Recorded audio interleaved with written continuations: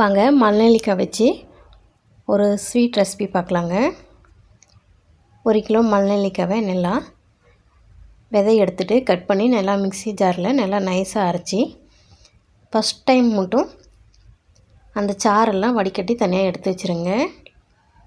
Second time தண்ணி ஊற்றி நீங்கள் வடிகட்ட வேணாம். அதை அப்படியே வடிகட்டினதை ஃபஸ்ட் டைம் வடிகட்டினதை அப்படியே எடுத்து வச்சுருங்க. இப்போ ஒரு கடாயில் நான் இந்த கப்பில் 3 கப் நாட்டு சர்க்கரை எடுத்துருக்கேங்க.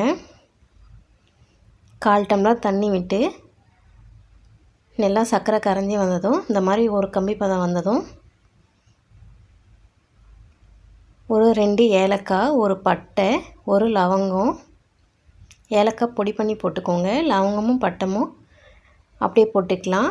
ஒரு பிஞ்சு தூள் உப்பு போட்டுக்கலாங்க. அது கூடவே சுக்கு ஒரு 1/2 ஸ்பூன் போட்டுக்கலாம். 1/4 ஸ்பூன் மிளகு பொடியும் போட்டுக்கோங்க பவுட்ரு பண்ணி. நல்லா கலந்து விட்டு இப்போது நம்ம ஃபஸ்ட் டைம் மட்டும் சாறை வடிகட்டி எடுத்துகிட்டு மல்நெல்லிக்காய் அந்த பேஸ்ட்டை இதில் போட்டுக்கலாங்க. நல்லா கலந்து விடுங்க. நல்லா கலந்து விட்டு இந்த மாதிரி கலந்துக்கிட்டே இருங்க. ஒரு 20 நிமிஷம் நல்லா ட்ரை ஆகிடும். வெல்லத்தோடு ஒன்றா நல்லா மிக்ஸ் ஆகி வந்துடுங்க. அருமையான மல்நெல்லிக்காய் ஸ்வீட் ரெடிங்க. இது ஜாம் மாதிரி நல்லாவே இருக்கும். பசங்களுக்கு இது மாதிரி செஞ்சு கொடுங்க.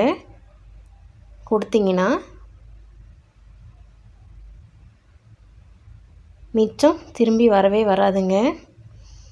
எல்லாமும் அவங்களே சாப்பிட்ருவாங்க. இது நீங்கள் ஒரு டைம் சாப்பிட்டிங்கனாவே அடுத்தது சாப்பிட்ணுன்னு தோணும்.